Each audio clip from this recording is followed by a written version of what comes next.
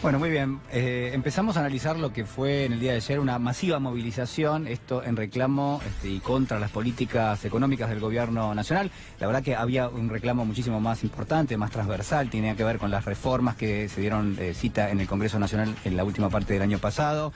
También con qué, bueno, justamente con la posición que hoy ocupa el sindicalismo y con la embestida por parte del gobierno, sobre todo con aquellos que son referentes en el mapa sindical, Daniela, y además, por supuesto, otros reclamos históricos, lo que es la negociación paritaria, pedían paritarias libres muchos sectores, y al mismo tiempo los docentes, ¿no? Con un reclamo que ya se extiende hace muchísimo tiempo. Bueno, esa movilización que probablemente marque un antes y un después. Les vamos a mostrar en la pantalla, y allá vamos.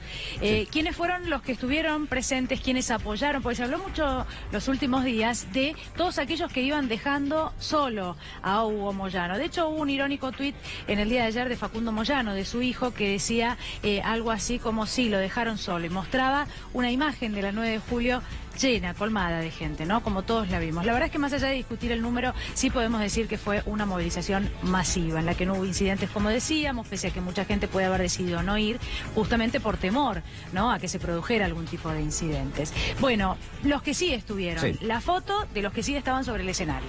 Bueno, a ver, ahí está claro que quienes gravitan con fuerza, quienes aparecen en la fotografía, además del propio Hugo Moyano, que fue quien tuvo a su cargo el discurso principal, está Juan Carlos Smith, que es uno de los titulares de la CGT. Hay muchísimas preguntas para hacerse sobre la continuidad de la CGT y de la conducción, puntualmente de la Central Obrera. También está Omar Plaini, del sindicato de Canillitas. Ayúdame, Dani, si querés. Hugo Yasky, ahí de la CTA. Justamente sí. Vivió un momento también de tensión, sí, ¿no? A partir del momento de la intervención de su sindicato, recordás, y bueno, ejerciendo una defensa ante los medios de comunicación. Vos decías, los que gravitan con fuerza, bueno, no podemos dejar de mencionar, por ejemplo, a Hugo Yasky. Así es. ¿No? Hugo Yasky como parte de la CTA. Y yo quiero destacar esto, lo decía previamente, pero me parece importante, Hugo Yasky y el caso de Sergio Palazzo, titular de la bancaria. Hablábamos con él hace unos días, Julián, sí. Y yo justamente le decía, bueno, hablamos de uno de los gremios que desde el comienzo del gobierno de Mauricio Macri ha tomado una gran cantidad de medidas de fuerza, y digo medidas de fuerza, los bancarios, generalmente con jornadas consecutivas, ¿no?, de a 2 días, una semana, la semana siguiente en reclamo. Bueno, en este caso ahora, en los últimos tiempos, por la negociación paritaria, donde les han ofrecido solamente un 9%, y donde ellos una vez más han ido al frente, se pusieron firmes como gremio, reclamando por que se pueda subir esa cifra, ese número. Bueno, lo mismo podríamos decir sí. En el caso de Hugo Yasky, ¿no? Pero había muchos más, y digo esto por último, y ahí seguimos repasando. Estaba Sonia Leso, sí, representando a los docentes, etcétera. Hubiera sido bueno que pudiera hablar Sonia Leso. Bueno, tenía lugar sobre ese escenario repleto de hombres, pero Sonia Leso podría haber dado un discurso, bueno, no sé cuál fue el criterio, pero como única mujer también sí. Hubiera estado bueno escucharla. Así es, bueno, ahí lo tenemos en pantalla a Pablo Micheli, titular de la otra CTA, y a Julio Piumato, de los trabajadores judiciales, el referente sindical. En el caso de Micheli y de Yasky, que ahí aparecen en pantalla, lo que hay que marcar es que yo creo que concentra muchísima atención lo que va a ser probablemente la nueva conducción de la CTA. Hay quienes dicen, bueno, se viene la unificación de las dos CTA, y quien podría conducirla es ni más ni menos que Roberto Baradel, el titular de SUTEBA. Bueno, atención con esto. Bueno, ahí sí estaba Pablo Moyano. Bueno, Roberto Baradel, que tuvo también un lugar de privilegio sí. en la última marcha federal de los docentes, y que además invitó a Hugo Yasky a que también dijera unas palabras allí en este acto que era de los docentes. Bueno, Pablo Moyano. A Pablo Moyano también lo podemos incluir, mientras vemos la imagen de Gustavo Vera,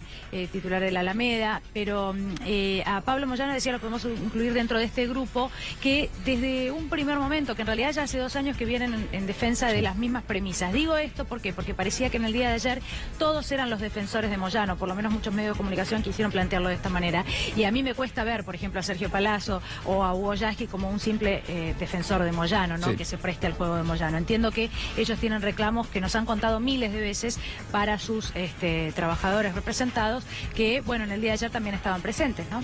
Bueno, ahí estaba Daniel Menéndez, de Barrios de Pie, también estaba Juan Grabois, que son referentes de los movimientos sociales, de los más importantes, y muchos de ellos cercanos, el caso de Gustavo Vera también, cercanos al Papa Francisco. Sí, ¿no? Claramente. Lo veíamos a Julio Piumato recién, sí. También representando a los judiciales, y recuerdo aquel momento en que contra la jornada laboral de los judiciales, bueno, se armó una gran polémica en los medios de comunicación también, y él salió en defensa, ¿no?, de los trabajadores judiciales. A este tuit me refería yo hace instantes, irónicamente lo dejaron solo, sí. de Facundo Facundo Moyano, el ex legislador, que bueno, iba acompañado de esta imagen que es contundente. La verdad es que una imagen de la 9 de julio, bueno, repleta de gente, una postal, ¿no? Realmente que impresionaba en el día de ayer.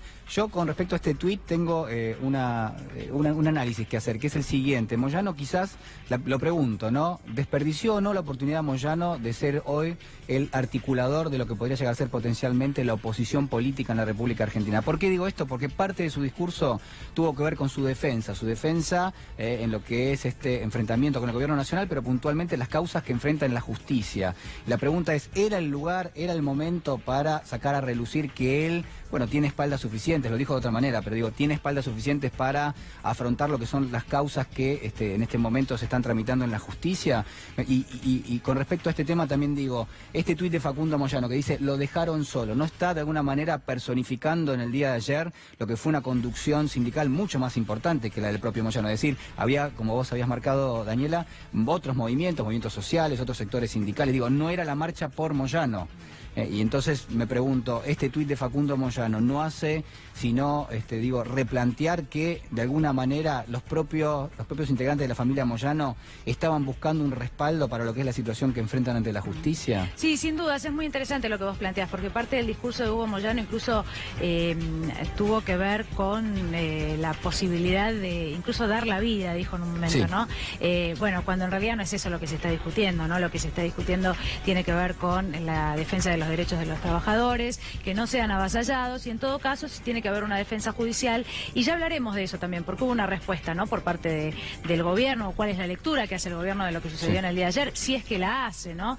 En el día de hoy, bueno, también es otro punto para analizar, pero los que no marcharon también, ¿no?, hay que mencionarlos, gremios importantes, muchos de ellos. Bueno, tenemos a Héctor Daer, titular del Gremio de la Sanidad, y además integrante de, bueno, este triunvirato de la CGT, que durante los últimos años estuvo al frente, y quien, a ver, desde un primer momento, a diferencia de Carlos Acuña, que debería estar aquí, bueno, lo voy a diferenciar porque fue uno de los primeros que ya desde el encuentro de Barrio Nuevo en Mar del Plata dijo, no, yo no estoy de acuerdo con esto, no me sumo, y había quedado claro que estaba distante, ¿no?, de esta decisión. Bueno, está Armando Cavalieri, también titular del Sindicato de Comercio, uno de los más importantes en cantidad de afiliados, más de 1 millón, por eso el peso realmente relevante que tiene. Había trabajadores de comercio, abro el paréntesis, sí, porque había algunos de la UOM, pero que en realidad no habían ido como gremio de manera conjunta, y porque Cavalieri los comandara al frente y hubiera incentivado, ya había dicho, sí, claramente que no iba a adherir. Bueno, Gerardo Martínez de la UOCRA, Andrés Rodríguez de UPCN,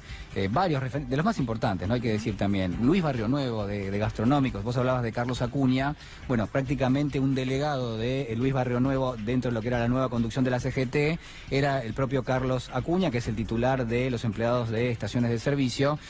Hay quienes dicen, la verdad que la conducción de la CGT a partir de ahora va a estar sumamente objetada, está enfrentando una situación crítica y tiene sus días contados. ¿Por qué? Porque 2 de los 3 representantes de lo que era la conducción de la CGT no se movilizaron, y está claro que uno de los que sí se movilizó es Juan Carlos Esmir, que representaba la parte moyanista de esta conducción. Bueno, que está claro que en este contexto se parte al medio lo que es el mapa sindical, y puntualmente Moyano queda asociado a otros sectores de la sociedad, no solamente sindicales, como los movimientos sociales o también algunos partidos, algunos de ellos de izquierda, pero también partidos como, el Frente para la Victoria y otros, ¿no? Bueno, y mencionamos por último a Roberto Fernández de la UTA, vos lo decías hace instantes, claro, el transporte no, sí, adhería en el día de ayer, con, sí, la importancia que esto tiene para cualquier movilización o medida de fuerza, que de hecho no hubo. Sí, atención, porque en el día de ayer se habló de la posibilidad de un paro, de una medida de fuerza, ¿sí?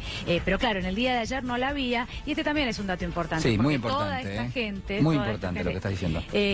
No solo tenía que ir a trabajar, probablemente, que es lo que siempre se alega, sí, cuando hay poca asistencia a una medida de fuerza. Bueno, la diferencia es si hay un paro o no hay un paro, y también si tienen la posibilidad de llegar por el transporte. Bueno, recordamos que en este caso el transporte funcionaba con normalidad, quienes querían llegar a la 9 de julio podían hacerlo, pero también hablamos de una gran cantidad de gente que no adhería. Bueno, por esa razón había trascendidos en el día de ayer de un encuentro encuentro entre la conducción de las dos CTA, de la conducción de los movimientos sociales y el propio moyanismo, donde se discutió en algún momento si en el día de ayer lanzar o no una medida de fuerza, lanzar o no un paro. Había sectores que le estaban pidiendo a Moyano que en su discurso, pronunciase la palabra paro, es decir, que se iba a tomar una medida de fuerza. La realidad es que el propio Moyano tiene sus limitaciones, ¿por qué? Bueno, porque hay sectores del transporte que no adhieren a la movilización y por ende tampoco tomarían de alguna manera la posta en esto de anunciar una medida de fuerza, es decir, que si el propio Moyano anunciaba un paro de actividades y no adhieren generalmente los sindicatos de transporte, esa medida de fuerza queda a mitad de camino, claro, ¿no? Lo que es su efecto. Así que esos son los límites. En instante vamos a escuchar cuál es la respuesta del gobierno, si es que la hubo. Habló previo al acto del presidente de la Nación, también hizo referencia, lo hicieron algunos ministros o algunos integrantes de Cambiemos. Pero ¿por dónde pasaban los discursos en el día de ayer? Muchos se preguntarán probablemente cuáles eran los reclamos. Bueno, esto pasaba ayer en la 9 de julio.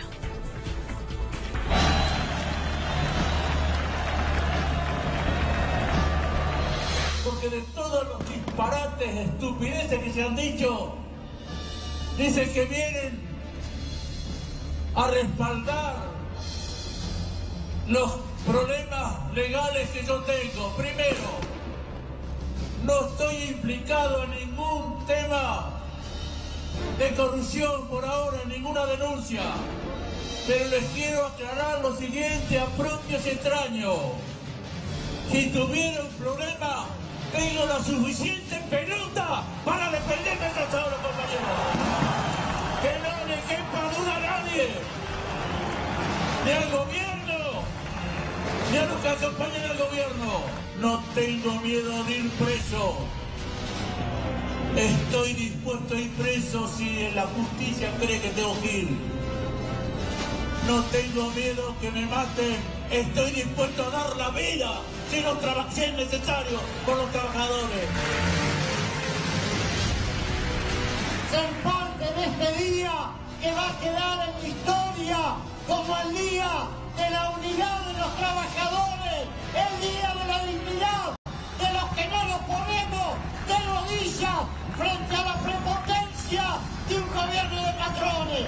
Y entonces, esos sentados, los CIOs, sentados desde los sillones de los ministerios, nos vienen y nos cuentan que hay que trabajar en la Argentina para sacarla adelante, y son todos vagos que a lo único que apuestan es a la timba financiera.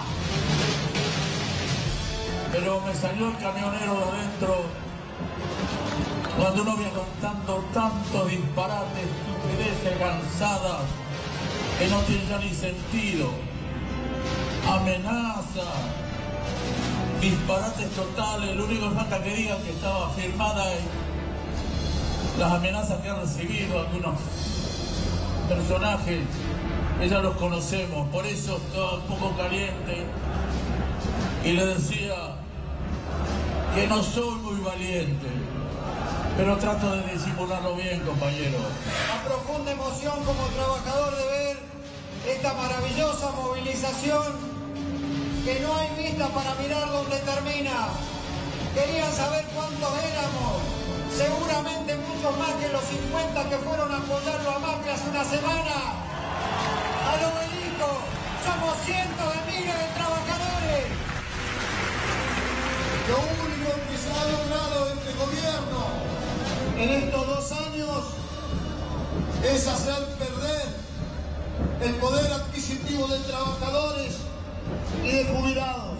Por eso no hay producción, por eso no hay trabajo, que es lo que reclamamos los trabajadores y el pueblo argentino. Nosotros sabemos que cada vez que salimos a la calle, este gobierno llama a algún juez amigo, interviene algún sindicato, inventa alguna causa. Por eso nosotros bancamos al compañero Hugo Moyano.